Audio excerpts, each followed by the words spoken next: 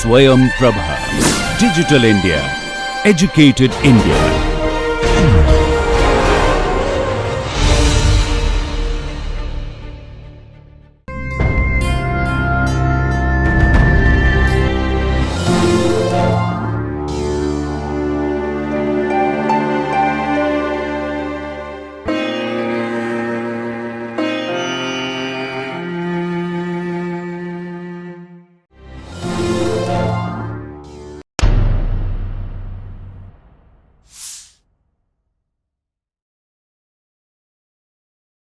Hello friends, welcome back to spelling. In the previous sessions, we have seen the theory part of the spelling where we talked about the pre-skills that are required, the skills, the auditory and the visual modal skills that is required, and also the competencies that the child requires to become a good speller. From now on, we are going to get into the fun part, the rules. Before we get into the rules, let me please give you a note of caution that not all children will take to rules. Some children would like to learn the word as a whole word. We let them use their comfortable style of learning, and at any point of time when we see that the child is struggling, at that time we gently introduce the rules and tell them perhaps this will help them spell better. When we are also doing the rules, we will come up with exceptions because English is a very difficult language to master. Every rule will have its exceptions, and these exceptional words are known as scissor words, like how they are cut off from the main. So, we will introduce the scissor words to every rule as we go on teaching. The order of teaching spelling is the order in which I am introducing the segments to you today. So, let us start with the fun part of spelling, the rules. Before we go further, we are going to visit some terminologies that are commonly used in spelling. Terminologies like short vowels, blends, digraphs and long vowels. Let us go into each of them in detail. Short vowels. When you start teaching spelling to our child, we will start teaching him the short vowels first. It always helps to have a vowel strip as we teach the child. The vowel strip again will help the child associate the beginning sound to the picture and hence get the correct sound of the short vowels of each of the vowel.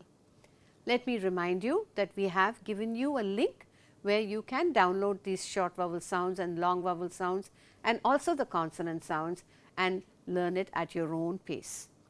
Here the vowel strip that you see, we have the letter name A and the short vowel sound A, A, the letter name E and the short vowel sound E, E, the letter name I and the short vowel sound I, I, the letter name O and the short vowel sound O, O, and the letter name U, short vowel sound A, A. The child has to master these sounds. The next step after mastering these sounds is teaching him small words or what we call the CVC words, the consonant vowel consonant words. For example, words like cat, map, leg, these are all CVC words. Can we take a look at that? We have cat, C, V, C. The one thing that you will notice is that they are all short vowel sounds and single syllable words. Let us take the word leg, C, V, C, with the short vowel sound E, leg. We have caught, again C, V, C, C standing for consonant, V for vowel and C for consonant with a short vowel sound of O. These are CVC words which are the most easiest to master for a child who is beginning to learn spelling. We can teach them as a word family. You can have the A short vowel and we can have the O short vowel. But when we teach them, we go on to the next step, which is the decoding units. Now, the decoding units are units of one vowel and one consonant that comes at the end of the word. That one vowel, one consonant combination can be AG, AN, AD, ED, EG. What will be remembered is that these will remain constant. AT will be your rhyme. Now, this I am talking about RIME, and this would be your onset. Now, the rhymes will remain the change, the decoding unit will remain the same, but the onset will keep changing. So, decoding units can be taught, this concept of onset and rhyme can be taught using these decoding units, and decoding units are nothing but one vowel, one consonant coming at the end of the word remaining constant while the onset changes. So, for this onset and rhyme exercises, we have a game which we can use, as you can see in the slide. We have what we call a slider. The slider is a strip of paper with another strip of paper running horizontally, and the decoding unit will be written in the horizontal strip of paper, and we can slide it up and down the vertical strip, which will have the onset or the consonant beginnings. This is a nice game the child can use, kinesthetically helpful, and visually the child will also be able to recognize the word, and he will realize that the onset will keep changing, but the rhyme does not change. The next term that we see often in spelling is blends. Now, blends are when two consonants come together. You can hear the sound of both the individual consonants, but they are blended together to form a blend. The word blend by itself has got a blend in it. You can hear the B, the sound of the B, you can hear the sound of the L, but it is synchronized together, it is put together and you get the sound of bl, and they form one team. So, when you are teaching blends, you do not teach them as one sound, you teach them as two sounds, but they form one unbreakable team. This is important to remember, that you cannot break the blend team, because when later on when we do our morphology or when we do our syllabication, we need to remember this rule. So, blends are two consonants coming together. You can hear the sound of both the consonants individually, but together they are one team, and you can hear bl. We have 2-letter blends and we have 3-letter blends. 2-letter blends are your L blends, like your bl, fl, cl, gl, gl. Your R blends like your br, tr, sr, skr, and you have so many other blends like your W blends, your P blends and your M blends. We have shown you in a chart the kind of blends and the kind of words that come with the blends. There are 3-letter blends where you have str, spl and skr, as in screen, splash, street. You can hear all the 3 sounds of the 3-letter blend, like you can hear s, p, l, spl, but they form one team. You cannot divide between them when you are doing it as a blend. Many of times we also see blends coming at the end of a word. These are known as end blends, like for instance ND, MP, NK, N, T. Words, bland, stamp, pink, pant. If you notice, these N, you can hear the sound of both the letters, but they form one team that comes at the blend at the end.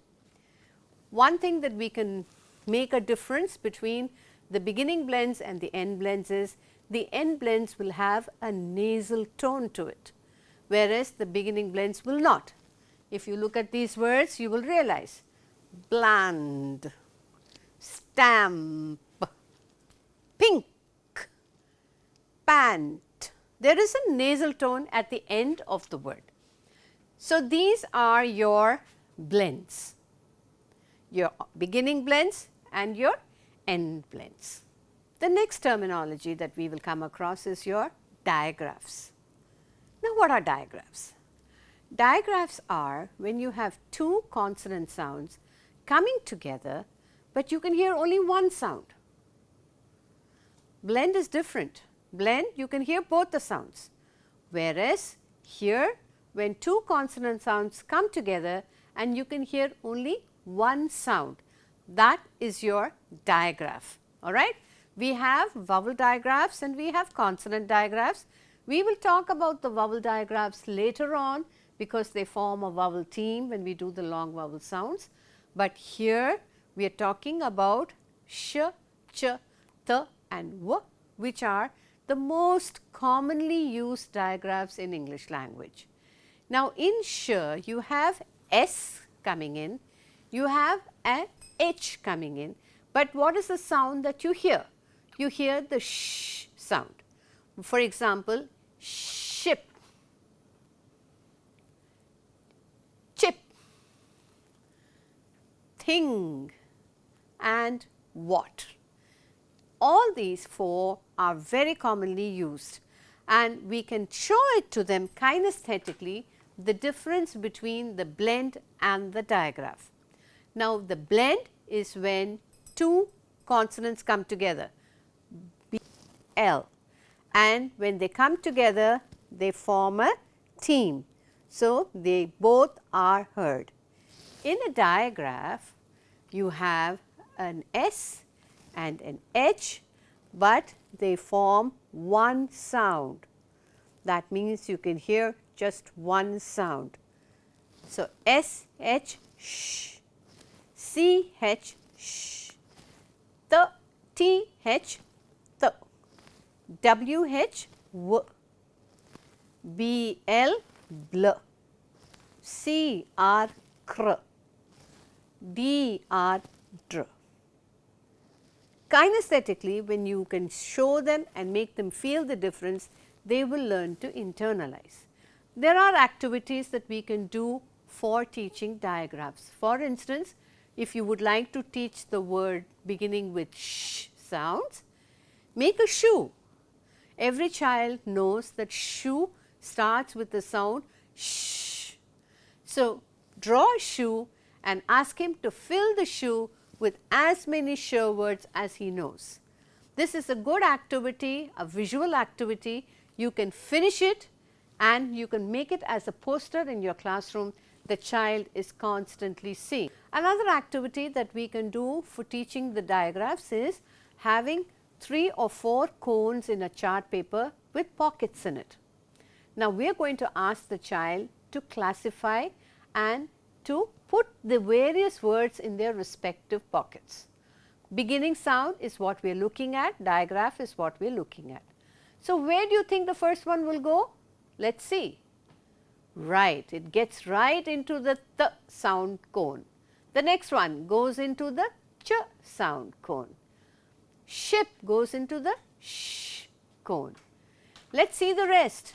Is it going right? So far so good. Good. Yes. Good. And finally, shop will go into the sh cone. This is a fun game for the child. it's kinesthetic, it's visual. At the same time, he has learned to classify each sound. So, he has also learned to discriminate. We talked about visual discrimination and auditory discrimination. Here is a classic example of how he is discriminating between the various sounds and the letter combinations. As you know, English is a complicated language and not all the words are phonetic. The children will find it difficult, and to make it easier for the child to learn the spelling, we have rules to help the child learn. The flossy rule is one such rule which will help the child to learn the spelling of certain words. The rule goes like this: when you have a word with a single syllable with a short vowel sound ending in F, L, S and Z, then we double the last letter. Let me revisit this rule. When you have a word which is a single syllable with a short vowel sound ending in F, L, S and Z, then we double the last letter. For example, the words like wall, will, tell, ass, miss, less, puff, snuff, bluff, buzz, fuzz and fizz. As the name of the rule itself suggests, the hint is there for you right in the name of the rule. When a word which is a single syllable word with a short vowel sound ends in F, L, S and Z, then we double the last letter. I had mentioned about scissor words. Well, here they come. The first block of scissor words that come for this rule is that when you have a word with a long vowel sound ending in F, L, S and Z, then you do not, I repeat, you do not double the last letter. Like for instance, in the word keel, brief, seize, they are all single syllable words, yes, long vowel sounds, E sound, and they all end in L, F and S, but we do not double the last letter. Similarly, when you have a consonant that comes before the last letter, there also we do not double the last letter. For instance, in the word twirl, curl, swirl, R is coming before L, so we do not double the last consonant. This is your flossy rule. The next rule we are going to see is your CK rule. SLD children will find this rule very easy to learn, and the rule goes like this. When you have a single syllable word with a short vowel sound ending in the K sound, then we use CK to denote the K sound. Let's see how it works. Let's take the word pack, peck, pick, clock, shock, duck and cluck. All these words are single syllable, all have a short vowel and they all end in K sound. So, when we write the K sound as CK. So, the spelling of duck would be D-U-C-K. Here again there are exceptions. I have told you that every word or every rule will have an exception. When there is a consonant sound coming before the K sound in a word with a short vowel sound in single syllable word, then we do not say CK, but we say K and we write it with the K. For instance, in the word pink, tank, plank, flonk and junk. You will see that the letter N comes in front of the last K sound. Then we use only K and not CK. That is your CK rule. The other exception to the CK rule is when you have a long vowel sound.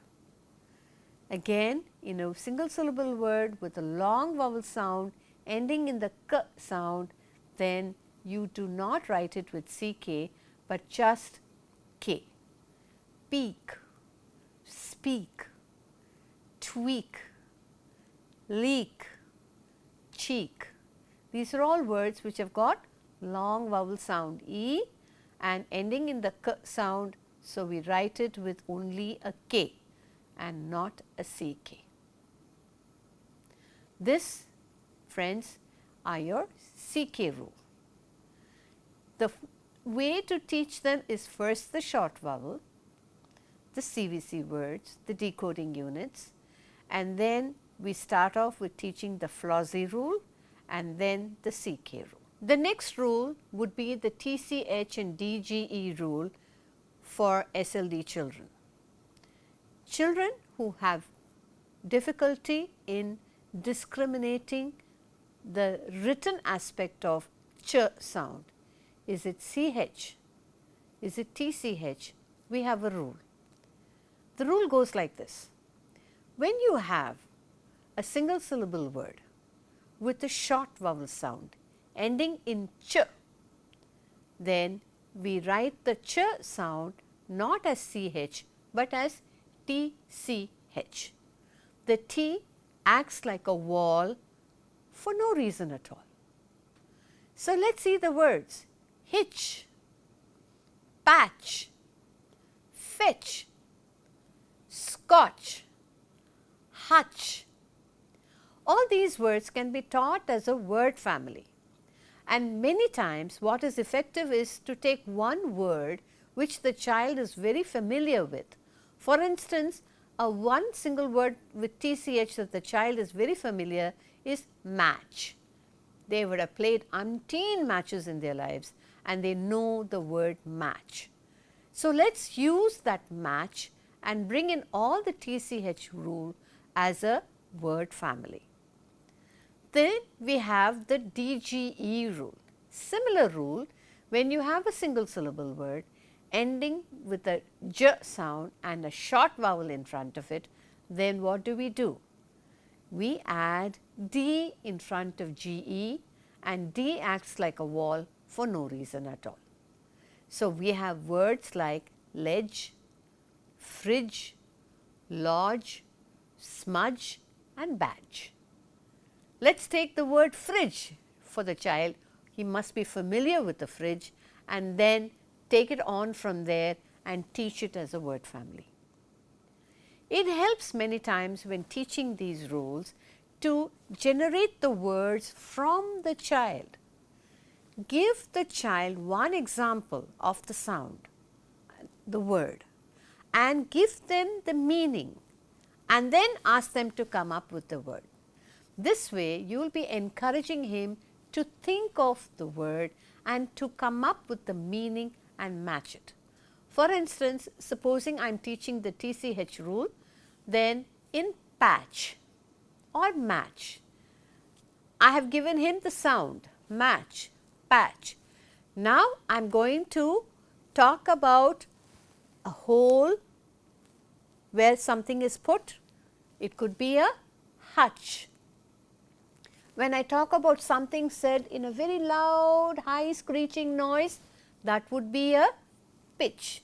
So, you are encouraging the child. So, you are giving him the meaning and you are also eliciting the word from him.